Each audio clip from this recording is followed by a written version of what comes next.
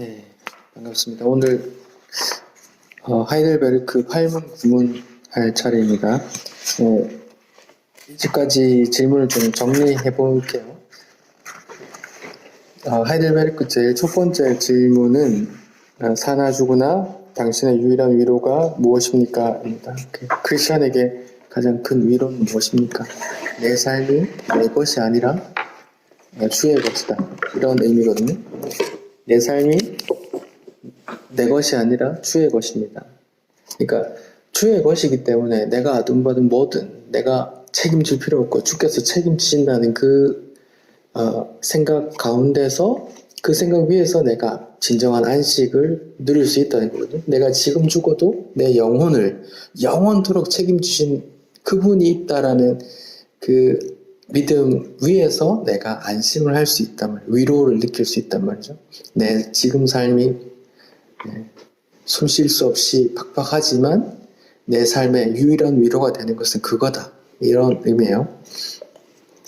그런 위로를 얻기 위해서 우리는 무엇을 해야 되는가라는 질문이 두 번째, 무엇을 알아야 합니까? 라는 게 두 번째 질문인데, 첫 번째는 그 인간의 비참함, 죄와 비참함에 대해서 알아야 되고, 그 죄와 비참함이 어떻게 해결되었는가, 하나님의 은혜를 알아야 되고, 그 다음에 그 은혜에 대해서 감사하며 살아야 되겠구나라는 걸 알아야 됩니다 하면서, 이게 두 번째 질문이고, 세 번째 질문은 그럼 죄의 비참함은 어떻게 알게 됩니까?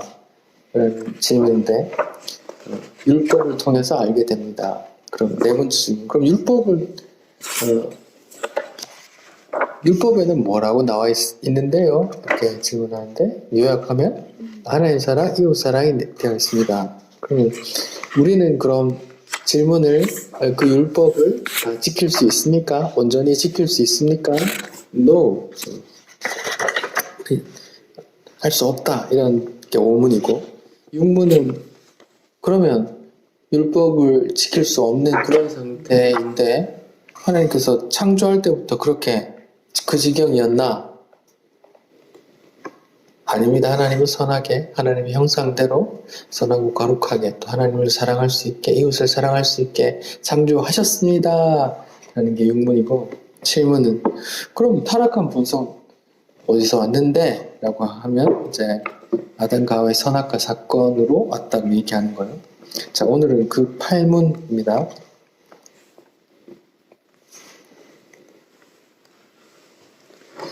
그러면 선악과 이후로 우리가 어떤 죄에 중독이 되어 있는 상태인데, 그러면 그 정도가 선은 조금도 행할 수 없이 악한 상태인가?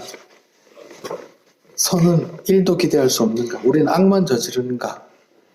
라는 8문이죠. 우리는 어떤 선에도 적합하지 않고 악만 기울어져 있는, 그렇게 부패되어 있는 상태입니까? 예, 우리가 하나님의 영으로 거듭나지 않으면 그렇습니다. 이런 말이에요. 성경에 뭐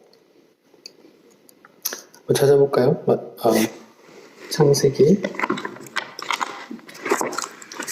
6장 5절,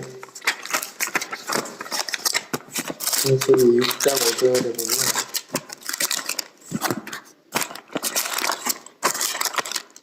노아 홍수 심판전 하나님 말씀하시는데, 창세기 6장 5절, 여호와께서 사람의 죄악이 세상의 관영함과 그 마음의 생각의 모든 계획이 항상 악할 뿐임을 보시고, 또 8장 21절에 보면 노아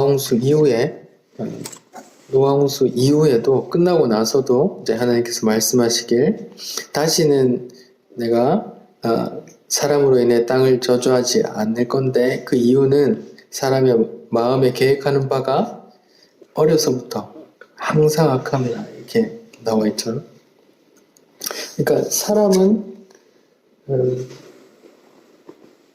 어렸을 때부터 항상 악하다. 그러니까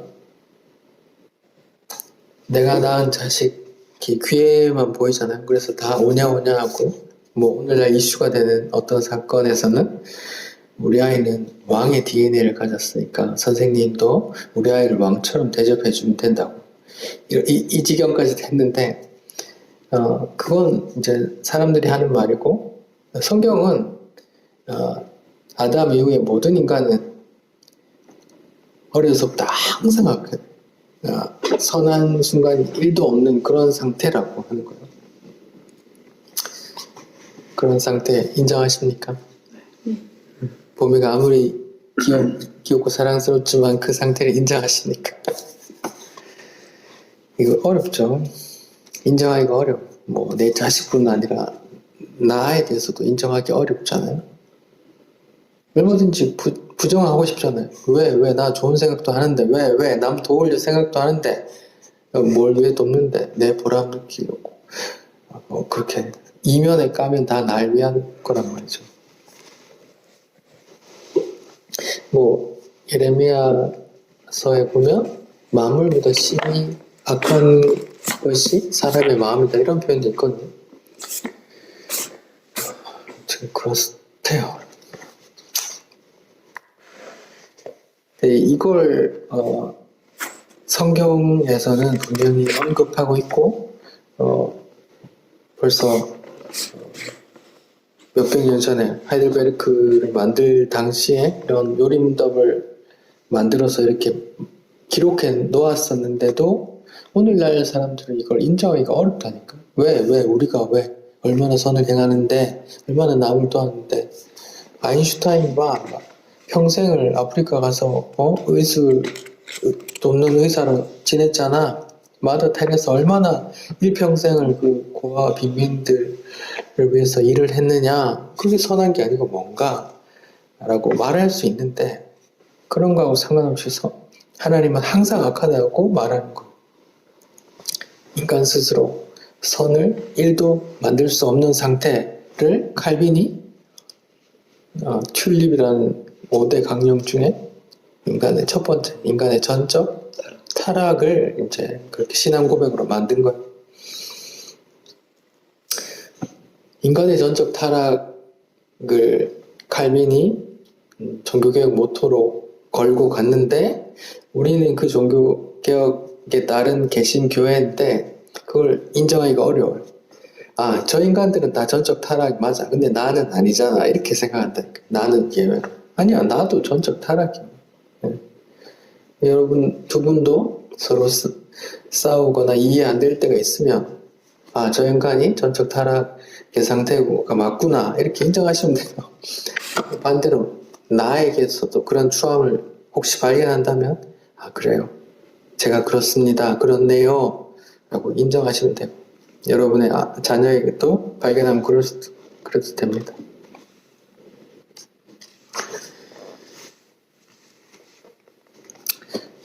이런 상태가 어떻게 돌아가느냐? 이렇게 예수님께서 말하신 대로 거듭나지 않으면 하나님 나라를 볼 수 없다. 물과 성령으로 거듭나지 않으면 하나님 나라에 들어갈 수 없다. 이런 표현을 하시잖아요. 그러니까 거듭나는 방법밖에 없어요. 우리가 뭔가 할 수 있는 게 아니라 위로부터 거듭나야 돼. 아기가 자기 힘으로 엄마 뱃속에 들어가서 나오는 거 아니잖아요. 그러니까 위로부터 그분의 주권적인 섭리로 내가 이렇게 거듭나지는 과정을 거쳐야 되는 거. 다시 태어나는.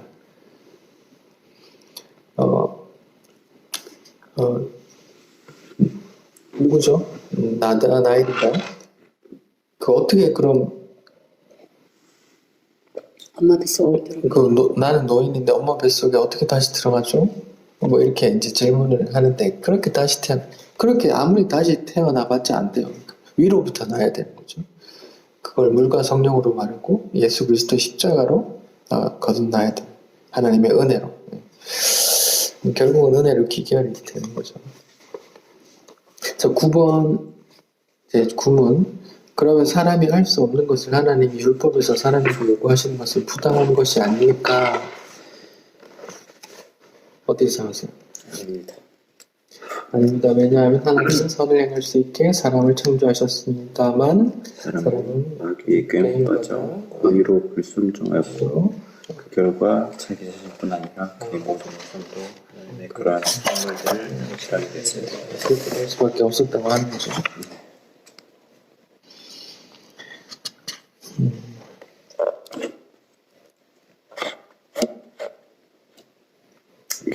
약간 좀 넌센스죠. 말 자체가 모순일 수 있다고 생각을 하긴 했어요. 하나님은 그렇게 우리가 죄로 오염되어 있는 상태로 알고 있는데 그 율법을 다시 지키라고 왜냐면 율법을 준 게 창조 전에 준 게 아니라 타락한 상태에서 준 거기 때문에. 그러니까 부당한 거 아닙니까? 라는 질문을 할 수 있잖아요. 네, 그렇죠. 할 수 있죠. 근데 이제 야곱에게서는 규칙 사유를 이제 인간의 아담과 하와에게 돌리는 거예요. 근데 인류 역사로 보면 그렇게 돌릴 수 있는데 하나님의 큰 주권 가운데서 하나님의 넓은 영혼이라는 관점에서 보면 이걸 어떻게 해석할 수 있을까요?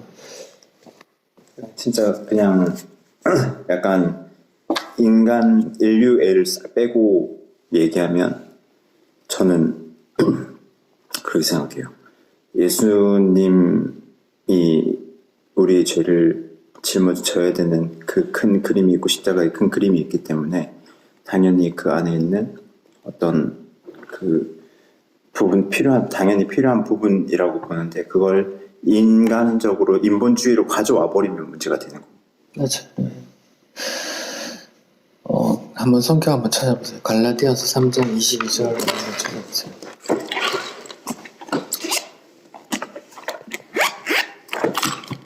갈라디아서 3장 22절 한번.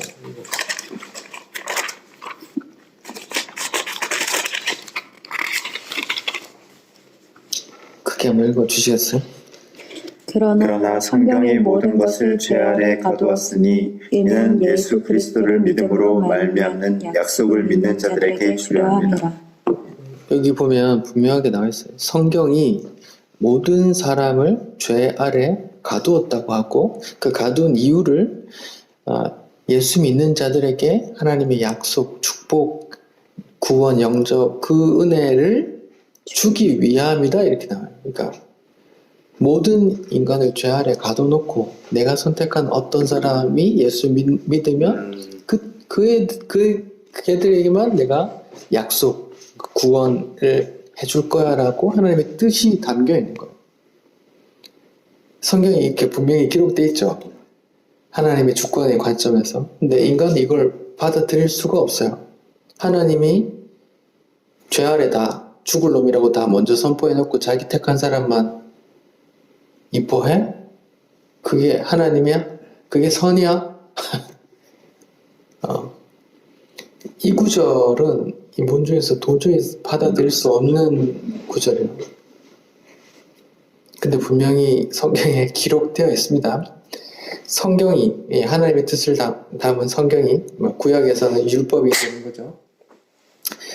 성경이 모든 사람을 죄 아래 가두었어요. 율법이란 걸 던져놓고 그 율법을 통해서 내 죄를 보도록 죄 아래 가둬놨어요. 율법 아래 죄 아래 가두었어요. 모든 사람이 그 율법을 뚫고 나올 수가 없어. 다 지켜서 뚫고 나올 수가 없어. 그 율법 아래 죄 아래 가두어놨어요. 근데 그 안에서 몇 놈만 내가 하나님께서 미리 창세전에 찜한 어떤 놈들만 내가 구원시키려고 너희들 다 가둬놨어. 그러니까 하나님 입장에서는 선인데 인간은 그냥 만약에 택함받지 못한 인간으로서는 절대로 인정할 수 없는 부분이거든요. 그 성경을 다 찢어버리고 싶은 그런 마음이 들죠. 자기 죄됨은 모르고. 저도 이제 다 됐나 보네. 이해가 되니까. 이게 받아들이기 힘들었었거든요. 계속 이게 의문이 생겼었던 게 왜 하나님이 그러면 굳이 다 죄인으로 만들고 그러면 그 선택받지 못하는 사람들은 뭘 잘못해서 그랬나 이런 질문이 있었는데 그게 이제는 받아들여지네요. 그러니까 성경에 이렇게 써 있는데 이제 이걸 어떻게 지난번에 이웃사랑에서도 얘기했는데 인류의 관점으로 얘기해요. 하나님은 그런 분이 아니야. 하나님은 다 구원 모든 인간을 위해서 죽어 놓으셨고 믿는 놈들은 다 구원하시는 거야. 그러면 이제 믿고 안 믿고를 인간의 입장에서 이제 달려있게 만드는 거죠. 아니, 그게 아니라 하나님은 모든 인간을 죄 아래 가둬놓고 아무도, 예를 들어서 아무도 못 빠져나오는 박스에 다 가둬놓고 내가 이렇게 잠깐만 여기서 핀셋으로 한 놈씩 찍어서 꺼내는 거야. 내가 이걸 불태우기 전에 한 놈씩 찍어서 이렇게 빼내고 너는 여기 좋은 데서 나랑 살자. 얘는 이제 내가 불태울 거야. 하고 한 명씩 꺼내는 거야. 얼마나 무서워요. 인간의 관점에서 보면 이런 신이 어딨어? 라고 하지만 성경에 지금 써 있습니까? 안 써 있습니까? 갈라디아서 3장 22절에 써 있단 말이에요. 그러니까 그런 것 같아요. 하나님이 그 모든 사람을 죄 아래 가뒀다는 것도 선이잖아요. 그걸 모르니까 이게 문제가 되는 것 같아요. 그게 선이 아니라고 우리가 확정 지어놓고 생각하니까 그건 하나님이 할 수 없는 행동이야 라고 생각해요. 그러니까 어떻게 보면 제 아래 가둬놓은 이유가 사실은 가장 큰 목적인 예수님을 통해서 하나님의 그 사랑을 보여주기 위함이잖아요. 그러니까 그 최종을 우리는 보고 하나님의 그 사랑을 봐야 되는데 제 아래 그냥 가둬뒀다라 보니까 하나님이 어떻게 우리를 그렇게 조종할 수 있어? 부터 시작해서 나를 왜 악하게 만들고 부터 시작해서 이게 내 죄야? 하나님이 죄지? 이렇게 생각을 하게 돼요. 그게 말하자면 토기장이가 만들었는데 토기가 창조자인 나한테 날 왜 이 지경으로 만들어놨어? 이렇게 하는 거거든요. 똑같은 말이죠. 그러니까 전 범위 키우면서 그런 걸 좀 느낀 것 같아요. 이렇게 처음 막 씻기 싫어하고 자기는 하고 싶은 게 많은데 구속 받잖아요. 씻으려고 할 때마다 구속받고 뭔가 지가 하고 싶은데 내가 못하게 이렇게 막을 때마다 걔 입장에서는 제가 악유로 보일 거 아니에요. 지금 이해가 안 되니까 난 지금 하고 싶은 게 있고 해야 될 게 있는데 왜 나를 구속시키지? 왜 못하게 하지? 이게 그 입장에서 보면 우리가 아무리 여기서 뭐가 옳고 그르고 따져봐야 하나님 입장에서는 우리는 생각할 수가 없는데 그걸 맛보는 게 성경밖에 없잖아요. 그래서 성경에서 이렇게 쓰여 있으면 이거를 믿으면 야 이렇게 돼 있거구나, 이게 하나님의 선이구나 라는 걸 그냥 인정하는 게 그게 선인 것 같아요. 그러니까 하나님은 그렇게 불평하는 그 인간을 아예 이 땅에 안 만드실 수 있는 분이죠. 아예 안 만들 수도 있어요. 근데 하나님 만드셨어. 그리고 얘는 이 역할 주고 얘는 이 역할을 줬어요. 그리고 그 궁극적인 본의는 하나님의 뜻은 내 사랑이 이만큼이야 라고 보여주고 싶은 거죠. 근데 그걸 가지고 이렇게 하나님 아예 안 태어나도록 할 수도 있는데 불평하는 거예요. 그러니까 천국은 이런 거야 하면서 비유로 말씀해 주신 예수님께서 포도원 품꾼의 비유에서도 아침 새벽 6시에 나왔던 사람이랑 해지기 전에 1시간 전에 오후 5시에 와서 1시간 일한 사람이랑 한 달란트 주잖아요. 근데 오후 5시에 온 사람부터 먼저 한 달란트를 줘요. 근데 다 놀고 있는데 하나님께서 아침 6시에 우리 집에 와서 놀러 와서 일해라 이렇게 부르셨는데 먼저 5시에 와서 1시간 일한 놈한테 1달란트 1데나리온 주니까 사람들은 어떻게 생각해요? 그러면 얘가 했나 보지 뭐. 아니, 저 인간이 그러면 나는 더 많이 받겠네. 나는 12배 받겠네? 10배 좀 받겠네? 라고 생각하고 있는데 다 1데나리온 주는 거야. 왜 이 불공평하지 않습니까? 라고 불평하니까 그 주인이 뭐라고 그래요?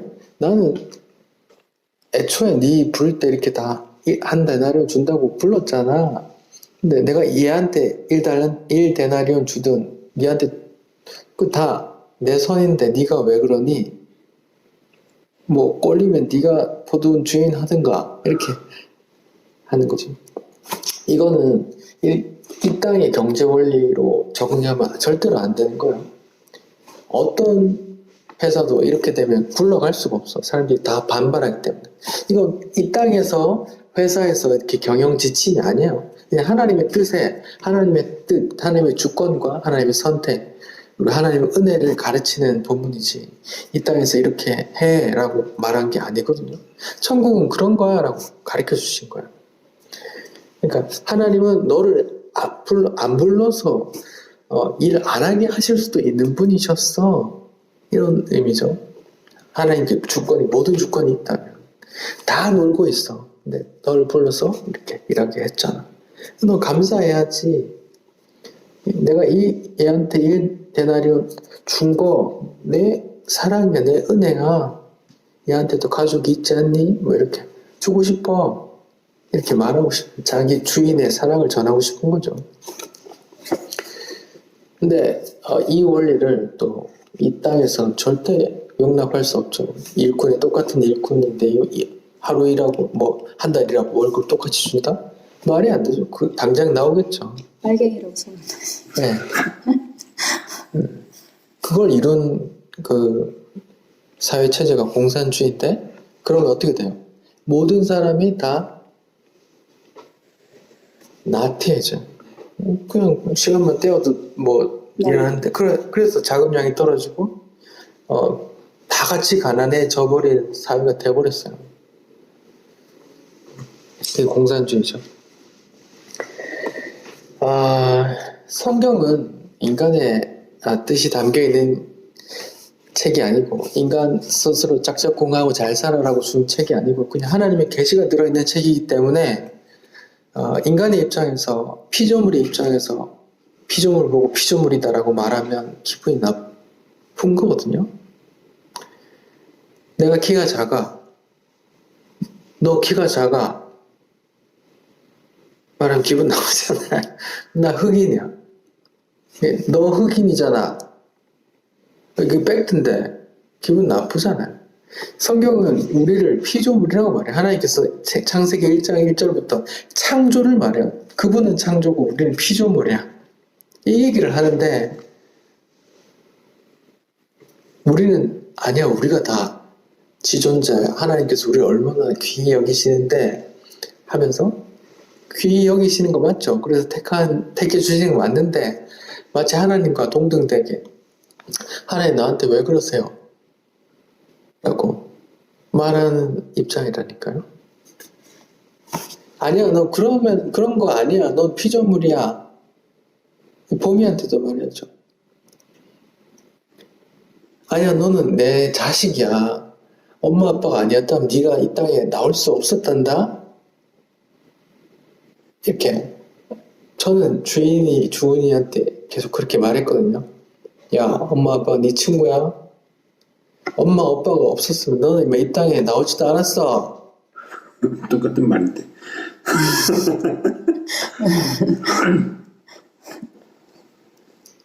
이렇게 깡패처럼 말하는 그렇게 받아들여주는 딸이 뭐 감사한데 아무튼 뭐 알아들어서 받아들이는지 아니면 무서워서 받아들이는지 모르겠지만 아무튼 그 말하면 직소리 안 해요. 하나님의 입장이 그렇단 말이죠. 나를 안 만들 수도 있었고 만들어서 이 역할을 줄 수도 있는 분인데 네가 우리는 그렇게 이 피조물 그릇이란 말이죠. 토기장에게 뭐라고 할 수 없는데 오늘날 크리스찬이라는 사람들조차도 피조물이 토기장에게 창조주에게 이렇게 손가락잖아요. 당신 지금 보고 있냐고 나 잃어볼 수 있냐고 내가 어떻게 했는데 라고 한단 말이에요. 그게 뭐 그들의 모습이기도 하고 나의 모습이기도 하죠. 안타깝지만 9번 질문 되게 좀 모순일 수 있고 인간의 입장에서 받아들이기 어려운 질문이죠. 당연한 질문이고. 근데 이게 답에서 아담 부분에서 이제 의도적으로 불순종함으로라는 부분 있잖아요. 근데 의도라는 게 마치 인간의 생각이라든지 그런 게 또 들어가 있는 것 같아서. 들어가 있지. 의도적으로 존중했지. 마귀가 유혹했고 그 유혹을 결정했어. 그래 결심했어 하고 손을 따먹은. 네. 이때 상태가 able to sin이었어. 죄를 지을 수도 있고 안 지을 수도 있는 상태라고 얘기를 하지. 그 의도는 그 의도를 얘기해. 내가 따먹기로 결심했어. 이런 것. 이게 마귀한테 유혹당해서 완전 정신이 혼미한 상태에서 이렇게 한 게 아니라 그래, 그 말을 듣고 하나님의 말씀도 생각났지만 그냥 이렇게 결정을 한 거예요. 그걸 의도적으로 표현하는 거예요. 그래서 그것 때문에 사람한테 귀책사유가 생긴 거지. 너는 죄인이야. 그게 만약에 의도가 없어버리면 하나님의 뜻이라고 해버리면 하나님의 죄 전송자로 끝나버린 거니까. 현대신앙에서는 그걸 받아들일 수 없고 그래서 이렇게 의도적으로 인간에게 기축사유를 담는 것처럼 표현을 해요. 근데 영혼이라는 관점에서 하나님의 뜻의 관점에서 보면 하나님께서 일부러 이렇게 죄 아래 가둬놓고 왜? 내 아들 통해서 택한 자들에게만 그 약속을 주시려고 구원해 주시려고 이렇게 분명히 나와 있으니까 그렇게 이해를 하면 될 것 같아요. 그래서 또 이제 선악과 사건에 또 이야기를 합니다. 여기 79쪽에 보면은 하나님을 반역함으로써 은사들을 빼앗김 이렇게 나와 있는데 어떤 은사들이라고 생각해요? 이제 선악과 이후로 이 해설자는 아담과 하와가 그 전에 에덴 동산에서 가졌던 모든 은사들을 잃었다 이렇게 표현하거든요. 저는 죄를 안 지을 수도 있는 상태를 잃어버렸다고. 또 저는 그냥 이 문맥상의 흐름상 사랑에 대한 그 마음이었을 것 같아요. 그러니까 어떤 뭐라고 해야 되지? 죄를 짓기 전에는 그냥 거기 자족에 대한 부분이 있는데 네. 그 다음부터는 욕심이 들어와서 이게 자족이 안 되고 사랑이 아닌 미움이 생기고 그런 거. 사랑이 은사다. 네, 좋은 거죠. 기본적으로는 이제 하나님을 예배하고 하나님을 온 마음 다해 사랑하고 이웃을 사랑하는 내 뼈 중에 뼈야 하고 이웃을 사랑하고 하나님께 당연히 하나님 뜻에 따르고 하나님 예배 드리는 게 당연히 한 그런 은사를 말하는 것 같은데 제가 좀 상상을 해보니까 제 만물을 다스리는 그런 은사도 받았잖아요. 또 동식물들을 이렇게 보살피는 그런 것도 주셨으니까 그 당시에 아담과 하와의 인간에게 있었던 능력은 만물이다. 사자고 호랑이고다. 뱀이고다. 이리와 여기 앉아봐. 이럴 수 있는 그런 은사들이 아니었을까. 그냥 제 이렇게 그냥 그런 불임의 은사. 그런 생각이 들었어요. 모든 은사를 뺏겼다고 하니까 좋은 것들. 그 당시에는 만물을 다스리는 그런 게 있었으니까. 인간으로 인해서 만물이 다 저주를 받았거든요. 그 저주받은 걸로 인해서 이제 동물들도 이제 우리 때문에 괴로워하게 되었다고 생각도 하고. 저는 그렇게 생각해요. 지금 예를 들어서 악어가 사람을 잡아먹는 일이 좀 생긴다. 이런 일들이 생기는 것도 그냥 동물들 피조물이 만물의 영장인 인간의 니 때문이잖아. 우리가 다 이렇게 괴로워하는 건 니 때문이잖아. 이렇게 그냥 그런 메시지로 들릴 때가 있어요. 창조 당시 에덴 동산 당시에서 아담과 하와가 만물을 다스리고 그런 은사가 있었다면 그게 다 스스로 잃어버린 다음에 인간 때문에 만물이 저주받고 땅까지 가시와 엉겅퀴를 내고 다 했으니까. 뱀도 그때부터 기어다녔다고 이제 성경을 표현하니까 이제 물론 이제 사단을 묘사한 거지만 그 이후로 지금까지 뱀은 기어다니고 있으니까 그냥 뱀도 우리를 보고 원망할 것 같고 그런 생각이 들었어요.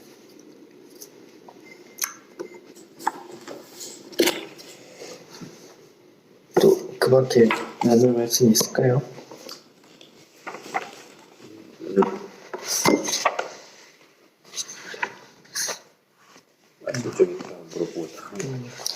죄에 대한 고백이죠.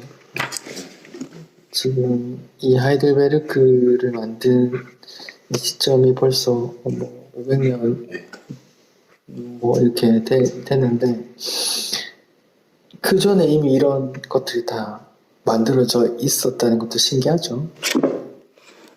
네.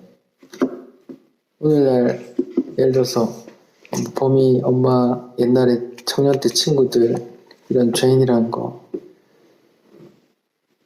뭐 이런 거 어떻게 다 받아들이고 있을까요? 어때요? 이 요리 문답. 받아들인 친구도 있고 아닌 친구들도 있고 그리고 모르겠어요. 그냥 제가 요번 이제 요리문답 보면서 사실 금주에 저는 너무 정당하다고 생각했었는데 이게 제구나, 내가 제 속성인 나를 보게 된 것 같았거든요. 이게 뭐냐면 이제 남편이랑 대화 중에 제가 아는 지인이 자꾸 내 거를 이렇게 모방하는 건 난 너무 불편하고 힘들다 막 이런 식으로 얘기를 했어요. 그래서 나는 그러지만 않으면 가까울 수 있지만 그러면 난 진짜 너무 만나고 싶지도 않고 하다 나의 진짜 모방하는 건 난 너무 싫다 이런 식으로 얘기를 했더니 제 남편이 그것도 자기가 교만이고 그게 제 속성을 얘기하는 것 같다고 얘기를 하더라고요. 그래서 그때는 그게 너무 화가 나고 왜 너무 정당한 건 나는 요구하는 건데 왜 그게 나에게 죄로 말을 하지? 라고 생각했는데 제가 맞구나라는 걸 좀 더 많이 느끼게 했던 이 본문이었던 것 같고요. 그리고 여전히 나의 이 세상에 속한 자로서 내가 좋아하는 것들이 뭔지 너무 잘 알고 그게 또 너무 재밌고 즐겁고 사람들이랑 그냥 이렇게 그러니까 되게 좀 이중성을 느끼고 있는 것 같아요, 제가. 근데 또 너무 비겁하게 그걸 또 용기 있게 뿌리치지는 또 못해. 그 순간이 너무 재밌고 즐거워서. 그러니까 이게 좀 하나님의 사랑도 아까 그 아담의 마음이 마치 저런 것 같아요. 하나님이 그 달콤한 사과의 달콤함도 나에게 하는데 그 전에는 사실 그냥 이게 왜 큰 문제가 될까라고 생각했는데 오늘 이 본문 통해서 약간 좀 계속 마음이 더 복잡한데 제가 이걸 이겨내고 끊을 용기가 없다는 게 너무 내가 진짜 하나님께 속한 자가 맞나 이런 생각이 좀 들기도 하고 그리고 그 전에는 내가 기도해야지로 끝났었는데 이게 기도만으로는 맞나? 이게 계속 참 마음이 그래요. 나를 보면 백전백패입니다. 예. 그분에게 맡길 때 가능해요. 예. 그러니까 나를 보면 백전백패. 그게 성경이 말하는 바예요. 예, 내 속에 이중성을 봐도 그게 잘 보는 거예요. 지금 아까 얘기했던 어떤 그런 나를 모방하나 이런 거에 대해서 이게 죄다고 남편이 지적했을 때 이게 지금 이해된다라고 말을 했는데 이게 듣는 사람 중에는 그 당연한 거지 그게 모방하면 화내는 게 그게 왜 뭐가 잘못됐어 라고 생각하는 사람이 대부분일 것 같은데 저도 마찬가지로 화를 냈다가 이제 조금씩 하나님이 깨닫게 하시는 거. 근데 너무 이렇게 그 순간 진짜 이게 성령의 은혜로 보여지면 은혜인데 안 보여지면 진짜 다 엎어버리고 싶은 짜증나는. 그래서 실제로 많이 싸우기도 하고 부부간에도 많이 싸우고 그래서 너무 잘났다는 거예요. 그러니까 이렇게 되겠어요. 저는 이제 얘기를 옳은 얘기를 해주고 싶다기보다 지금 그렇게 그런 것도 교만이다 이런 것보다 망해도 돼. 그 사람이 그 사람이 우리 걸 모방해서 잘 되면 좋지 뭐 이런 식으로 얘기했거든요. 잘 되면 우리 것 베껴가지고 잘 되면 우리는 어디 베낀 거 아닌가? 다 베낀 거지 뭐. 헤아려 새 것이 어딨니? 뭐 이런 식으로 얘기하니까 너나 잘해. 네 거나 잘해. 이렇게 되니까 그래서 그래 내 거나 잘하자. 아니 이게 이 대화 중에 듣고 싶은 대화가 되게 있잖아요. 근데 너는 잘하냐? 이런. 내가 듣고 싶은 대화는 사실 그 순간 듣고 싶은 대화는 그래 기분 나빴겠다 아니면 이제 뭔가를 이렇게 얘기했으면 좋겠는데 이제 그렇게 대답을 하니까 누가 그걸 몰라서 그래?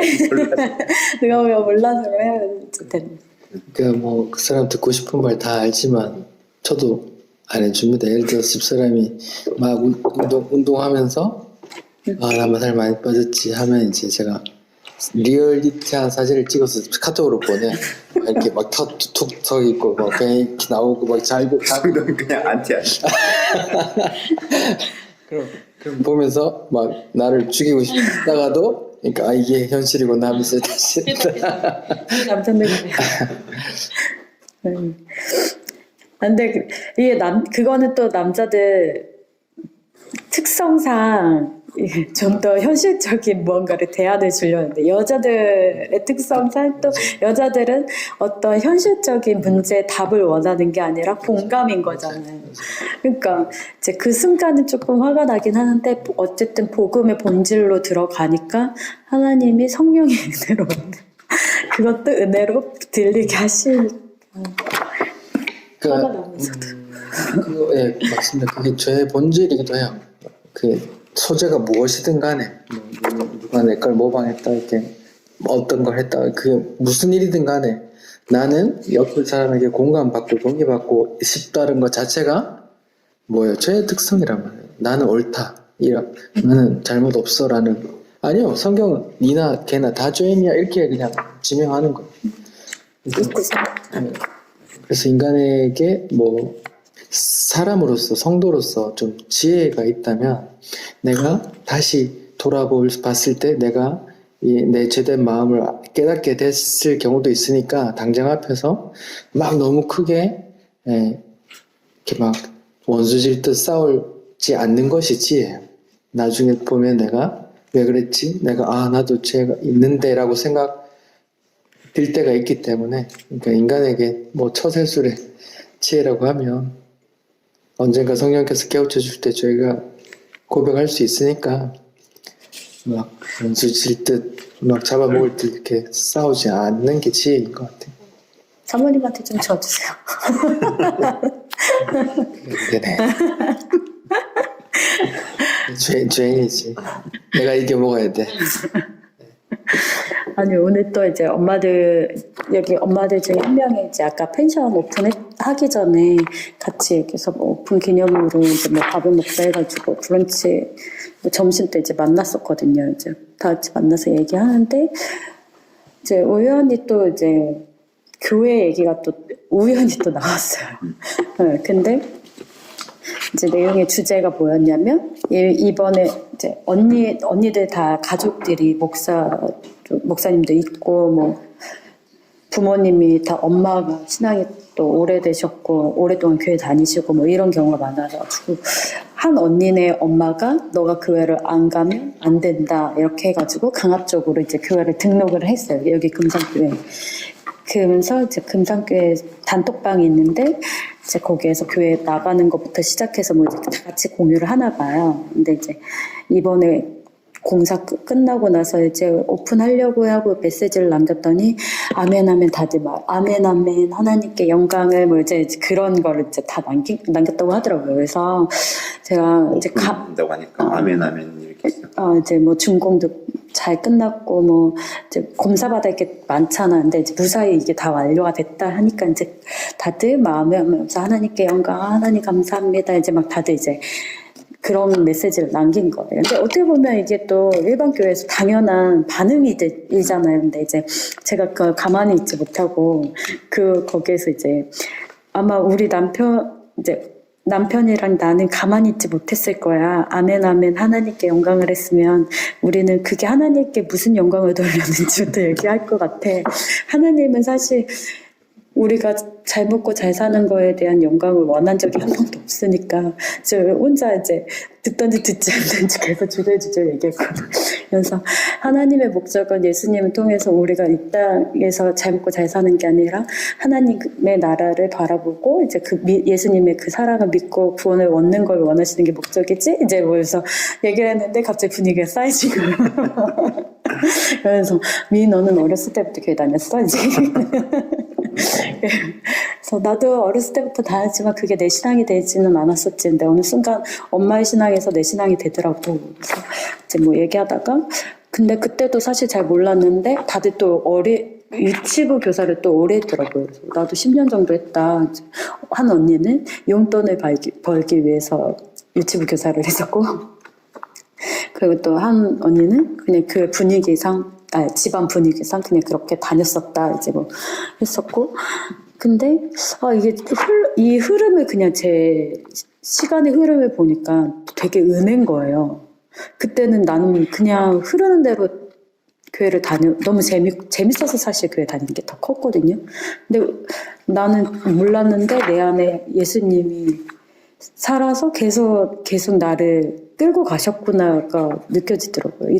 여기 제주 오면서 남편을 만난 것도 하나도 우연이 된 게 하나도 없다는 생각이 드는 거예요. 그래서 또 우리가 지금 다 믿는 사람으로 모였었거든요.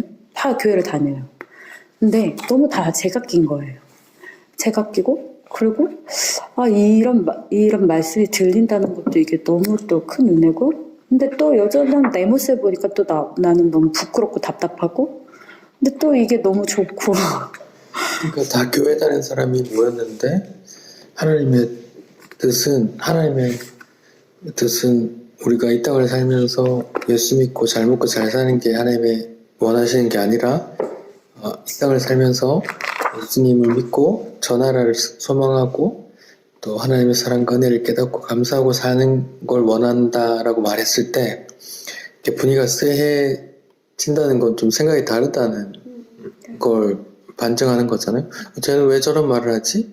쟤는 안 잘 살고 싶나? 이렇게 쟤 또 시작이다 이럴 수도 있어요. 그럴 수도 있지. 쟤 또 시작인가?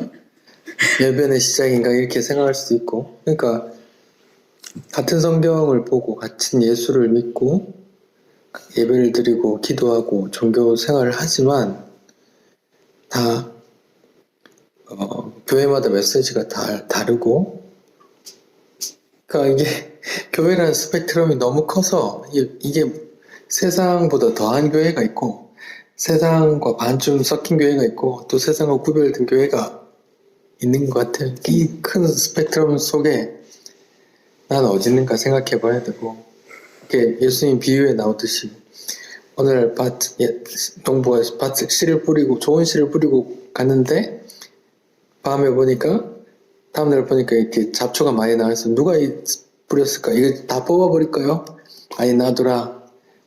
좋은 씨앗이 상할 수 있으니까 놔둬라. 나중에 다 하자. 이렇게 말씀하셨거든요. 무서운 이야기거든요. 어쩌면 교회라는 울타리 속에 무수히 많은 잡초들이 있을 수 있는 건데 이런 얘기하면 이렇게 제가 듣는 말이 니는 뭔데? 니는 잡초 아닌 거 같나? 니 이런 말 있는데 저 두렵죠. 예, 두렵습니다. 제가 잡초일까. 그래서 더 성경을 이게 맞나 하고 보고 있고요. 그러니까 저도 보고 있으니까 여러분도 보셔야 된다. 저 그런 두려움보다 약간 좀 그런 게 있는 것 같아요. 그러니까 사실 두려워야 되는 게 맞는 것 같은데 저는 이게 너무 재밌는데 이 무리가 너무 재밌거든요. 그냥 믿지 않는 사람들, 그냥 저는 사람이 너무 좋으니까 이 사람들과 관계가 너무 좋으니까 이 관계 속에 속해 있는 게 너무 좋고 이 사람들이랑 그냥 같이 그냥 어떻게 해서든 이렇게 끌려가는 게 좋은 거예요. 근데 그 와중에 이제 싫을 때도 분명히 있죠. 근데 그때 뭔가 나는 사실 무겁고 싶지가 않고 그냥 즐겁고 재밌고 그냥 이런 게 너무 좋은데 하나님이 자꾸 나를 목줄로 계속 끌고 가시는 게 느껴지는데 내가 그 안에서 계속 이렇게 그게 또 은혜임을 또 느끼기도 하고 또 감사도 하면서 또 이게 너무 싫기도 하면서 계속 이렇게 땡겼다 왔다 하고 있는 것 같아요. 제가. 저 잘 가고 있습니다. 그래서 네. 기도해주세요.